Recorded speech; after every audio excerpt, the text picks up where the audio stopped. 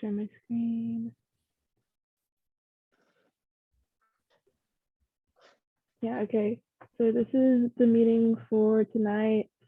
It'll be hopefully shorter than what I thought it would be, but I'm gonna go over the announcements and then updates, which is like the tech report, the pre-flight checklist, just like technical documentation. I'm gonna run through the payload. So for this meeting, I'm gonna do the summary of equipment and structural components. It's just like a lot of accumulation of knowledge, and then I'll go over upcoming, like what's coming up in lab, and then the next meeting. We'll probably just have like one more meeting and run through all this, and then go through like the big assembly of everything. So announcements wise, our flight readiness review is May 27th at 7 p.m. It's on Zoom. We'll take a closer look as like the structure of the presentation unfolds. I know Irvin's still deciding on how exactly he wants to do it, but when he does do it, I'll message everyone. We'll probably hold another meeting. I think, Frankie, were you at the CDR? The CDR was like pretty long. I was not. I had a final, I think, the day after, so I was studying. Oh my God. Yeah, the CDR was pretty long. I helped like keep time. This was before I was a lead. But it was really interesting. It was a lot. Randy was there asking a lot of questions, so everyone was very nervous. Competition is the week of June 20th, which is in 4.5 weeks, which is super crazy. It's in Las Cruces. I know, Frankie, you don't have any traveling, so if you want to just come out and visit us. Yeah, no, I mean, I was planning on, because the job starts like, I think around the same week if I get it. If not, I was planning on going either way with one of my friends whose little sister is interested in joining.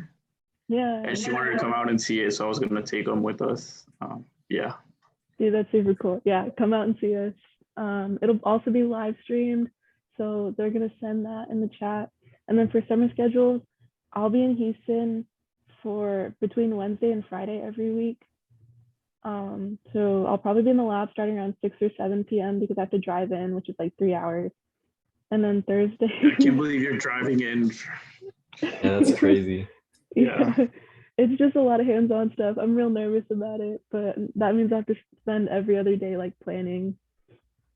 Yeah, so I'll be 6 or 7 p.m. until literally whenever I go back to my hotel room. And then Thursday is probably around noon until whenever, and then possibly Friday mornings, but I'll have to head out that day. So those are the announcements. Sounds good. But yeah, so I'll literally be there like whenever. So if y'all are free on like any of those, like just come in and help. Update wise, so this is a recap of the technical documentation. So this is the tech report, the full tech report that came out. I'm not going to go over the full thing because it is 154 pages. If you want to read it, you can do that, but and then the pre-flight checklist, it's only on view settings right now, but there is a link there. And then we'll decide on anything to be added or altered. So I'll click on the tech report and we'll just read through. Oh my God, it's so long.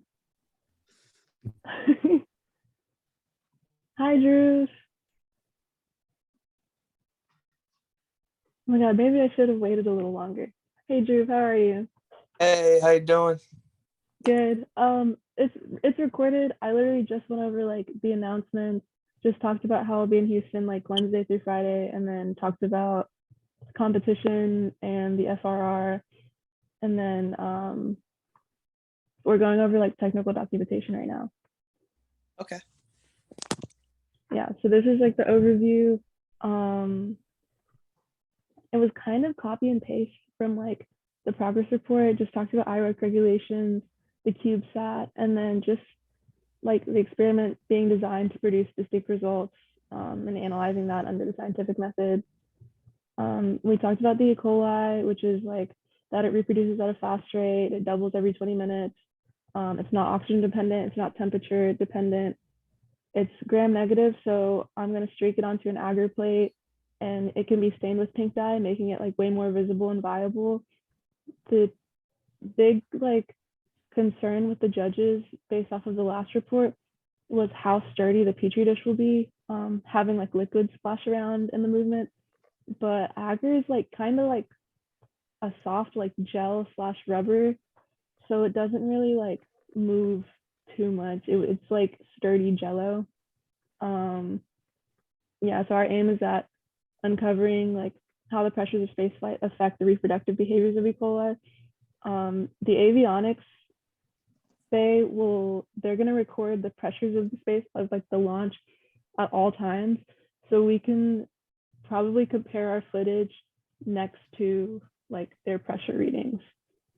And because there's not a lot of research on the gut microbiome of humans, E. coli is like a pretty primary like organism that lives in our guts. So it should give us some kind of results to like apply. And then y'all know a lot about like our camera magnification stuff, just stacking and proper, and it's based off of like the microscope kind of setup. I'll go into more detail when I go over like the rest of the presentation. And then our structure, Ali wrote this, he did very good. He just included like the pictures and the CADs and how we did like a trade study and heat chamber test to make sure that the PLA doesn't melt. And then the cooling system, Kevin wrote most of this, he did really good. All I really added was that it's an endothermic reaction, but it's just keeping us warm. Y'all know about the cooling system. And then testing, I literally just went over like whatever testing we did. It wasn't too much. We still have to do like some vibrations testing, but honestly, it's like if it can't withstand vibrations by the time we get it in, like there's not much of a point, you know. So I'm sure we'll be okay. We have a bunch of foam, and I'm gonna buy more like rubber grommets and stuff. But yeah, that's our little piece of the technical report. We don't have anything too major, to be honest. So you know, we have our own little world in this big old rocket. So like everything else, the index and stuff like that, that was all taken up by the other ones. But if you ever want to look at it, it's 154 pages, and this is like a third of the way down. So back to the meeting. Yeah, the pre-flight checklist. This is the one that Kelly wrote for last year. It's just like verifying that the GoPro's charged, stuff like that. Everything we need before that. We'll probably go over it a little more in lab, just because we'll have the binder to look at. But if you wanted to look through that, it should be pretty good. I think when I looked through the binder in lab, it didn't have too much on it to like tell me stuff. I think the time that like the coupler was closed, and then the time that it was like closed inside of the rocket, the time that it was closed inside of the rocket was before the time that the coupler was closed. So it didn't make sense because the coupler would be closed before the time of the rocket. So we'll have to figure out what they even meant by that. Yeah, a lot of it like pertains to just Oberon and stuff like that. So we can change that. It's on view only. So Gustavo is going to give us like access to that once it opens up. And then I'm going to do the payload run through. So this is the structural components and the equipment run through of that. So the CubeSat is 10 centimeters by 10 centimeters by 30 centimeters, which is roughly like, I think it was 4 inches by 4 inches by 12 inches. And then it has to be at least 8.8 pounds. So evaluating it from like the bottom to the top is the ballast on the bottom. It's used to meet our weight requirements. It previously was a 3D printed case filled with epoxy and BBs. I think we'll probably need a new one, which we can 3D print or not. But one thing that we need to decide on, that I'm waiting for Goose and Irvin to update on, is that it could be a heat sink, and it could just be made out of like, I don't know what Goose was gonna make it out of, but that would give a productive reason to having that big of a ballast, because they will probably take points off if we just have a ballast only for like heat requirements or weight requirements. And then washers and grommets between the structures. It's just like once we get in the lab and see everything hands-on, it's just like, should we place more within the frame? And then, sorry, I'm moving everyone again. But the space between the ballast and payload frame is moved to the top. So there was a previous space on the bottom. over here, and that was used for the temperature reader previously. We're gonna move that space to the top up here, and that'll be used to keep our power bank. If not the power bank, and the power bank, like, it'll probably, I'm not even that, it's, the power bank's probably gonna be up there. It's about an inch of space. And the power bank that Kevin found would fit within that space, I believe. I have the measurements for that later in the slides, but it's about an inch of space, so it would fit in there. And then given that, depending on how we stack our lenses in the GoPro, we might even have extra space within the frame to put like miniature instant packs to keep it cold inside also, and that would not break the CubeSat if we make them small enough. The structure continued. We have the steel frame. It's just reused from last year. It's still in adequate condition. Frankie like sawed it down so that the top like actually slides in right. I don't know why it's red. We're just gonna say it's because it's easiest to find in case of like an emergency, in case it blows up and we gotta go find it. And you know, there's a red frame like coming at you like in the sky. And then also go Cougs. But the steel gives structural integrity, and then it dissipates heat from the inside. So it's just going to sink up all the heat from the inside, make sure nothing within it gets hot. And then hopefully the steel frame or the ballast on the bottom would take it, and we'll just have the ice. We have 4 zinc rods. It's 1/4 by 20, and they run through the whole payload. They secure everything. At the bottom, inside the steel frame, will be a headlamp. So at the bottom, like right in here, we'll insulate that with foam, and it'll just keep the headlamp. The headlamp, it's like the most compact version of like focused LED that we could get probably. And it'll be sturdy. It withstands like the vibrations of everything just because it's what it's made for. And then we'll just put foam on the bottom, and that'll keep everything pretty sturdy as we put stackers on top. So then it can't be too bright because it'll oversaturate things and outwash the specimen. I've just been looking at headlamps because if you go in like to the academy or something to buy them, they're pretty cheap, and you can find one like if they're not too bright, they're like even cheaper, so it'll be fine. Within the steel frame is the spacers and the mounts holding all the internal components, which we always refer to as the internal frame. They're all made out of like printed PLA. PLA was like what we decided on given our trade studies and our heat chamber tests, and it's just the easiest and the cheapest, the most available. And then structure continued for the internal frame. Yeah, there's going to be like foam setting the headlamp and giving stability around the bottom of the inside of the frame. So wherever this old LED was, that's probably going to be where the foam and the headlamp will be. The headlamp's about the same size anyways, like height wise. And then spacers at a specific length placed on the rods. They had spacers in their last one. It's just 3D printed stuff, so you just cut it down and saw it off. I'll have Frankie saw everything off because that's like pretty much what I have you do all the time. And then the mount for the Petri dish. So we're using the same one, which is right there. It's still standard PLA, the same. It holds 70 millimeter Petri dishes. And then adequate space is calculated and placed between, and then mounts for the lenses are placed. So Ali and Kevin did a really good job with these, and they fit. And Frankie, actually, I will need you to saw down lenses the next time, or like the mounts next time we're in. So you can do that, and then you could like, Yeah. and then we can like epoxy the lenses in them. But those will be really good. I'll go over like the math and everything for the next meeting, because it is like a lot to cover. A lot of that conceptual stuff is like the most, which is why I want to get like the structural and equipment stuff out of the way. It's just a good run through before the FRR and like having to type everything. Yeah, so the mounts hold the 40 times lenses, and then the lenses mounts will be epoxied and sprayed with hydrophobic spray, or they'll be swabbed with silica, which is generally the same thing, and will prevent like condensation. Thank you, Frankie, for that idea also. And we still have to talk about like the insulation, like the heat foil and everything like that. But structure continued. It'll be stacked with lenses, and lens mounts will be the 10 times macro lens, which is like right there. It's already glued into the mount. And then I think they attached it to the GoPro on the mount with like little screws. Depending on like how we can, depending on how we can secure the GoPro, we can still insulate some of it with foam to keep it steady.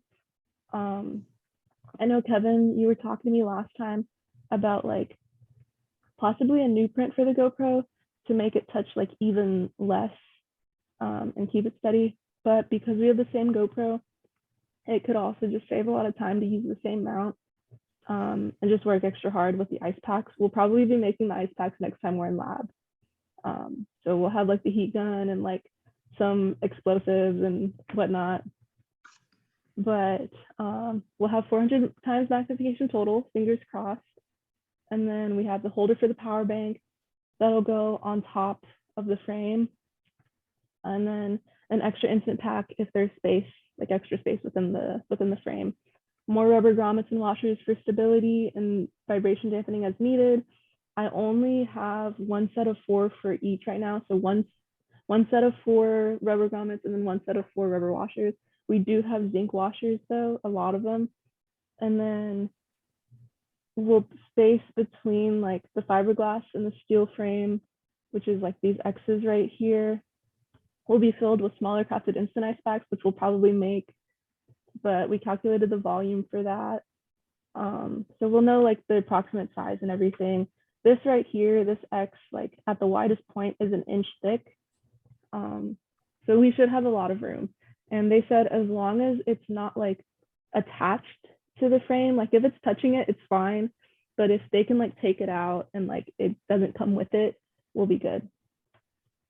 And then this is just equipment wise. So we're just going over the GoPro again. So it's cube shaped, it's easy to center. So this one, Alex is letting us borrow his because the last one was pretty faulty. It has autofocus and image stabilization, which is really good. So it'll be pretty good with like stacking the lenses. And I think I was working with Drew and we managed to focus it when we were stacking the lenses. And then battery life without the power bank, standard SD card, and like under proper heat management is a little over 2 hours. So with the power bank should be pretty good. Maybe a bigger SD card. We'll record at 1080p, 60 frames per second. We're still weighing video versus time lapse if y'all want to talk about that after this. And then sensor size and aperture is that, which I'm also using to calculate the distance for the lenses because you have to figure out how the light particles travel through the medium and then also capture like the numerical aperture of that and the focal length. And then risks around prolonged use and overheating, which we definitely know firsthand. The power bank, this, yeah, I just pretty much copy and pasted what Kevin sent. So it definitely will fit within that space. It's like under 1 inch. So if anything, we can print like a little holder to go on the rods for it, and it'll be really good. Kevin emailed them about the working temperature range, just because that was like a big, I guess, concern for us. And then it works between 0 to 45 degrees Celsius. And once it's over like 113 degrees Fahrenheit, the performance will decrease and possibly stop. I think we decided like just off of the PLA, the GoPro, and the power bank that it will hopefully not reach 113 degrees within the day. And then the Petri dish, the Petri dish is, the Petri dish is 70 millimeters. It's going to be filled with nutrient agar and secured shut, so we won't have any problems about that. I guess that's when we were doing the risk matrix, that was a big concern, is like having bacterial contamination everywhere, especially because Ali is allergic to penicillin. So that would be really bad, just trying to treat him and everything like that. And then the headlamp, like I said, it's just the most compact version of concentrated light. But yeah, that's everything for the structure and equipment. And then just upcoming is, yeah, going over a pre-flight checklist, the FRR, and then hands-on work needed and full assembly is like definitely the big thing. We got like 4.5 weeks. I have faith that we can bust it out, especially because there's no classes, and I know Frankie will be bored, so he'll be there all the time. And then our next meeting, I'm gonna go over probably all of this just because if we'll be in the lab, we'll know all the hands-on stuff. But objective of the experiment and reasoning, to give like a little summary right now, if we're trying to find the way that if we're trying to see like does the pressure of space flight or like do the pressures of space flight and like gravitational forces of space flight affect the E. coli, then our null hypothesis would be that the pressures and gravitational forces of space flight do not affect the growth rates of E. coli. And then our alternative hypothesis would be what we actually want to see. And we are going to use some statistical analysis after observing those and comparing like our goodness of fit within that test. Data collection analysis is like leading into that. And then I'll just go more in depth about our magnification system, the math behind that. Same thing with the cooling system. We'll take pictures as we like put those together, and then just anything else. But yeah, that's everything. Anything y'all want to talk about? Go over. Do you think we should do a time lapse or a video?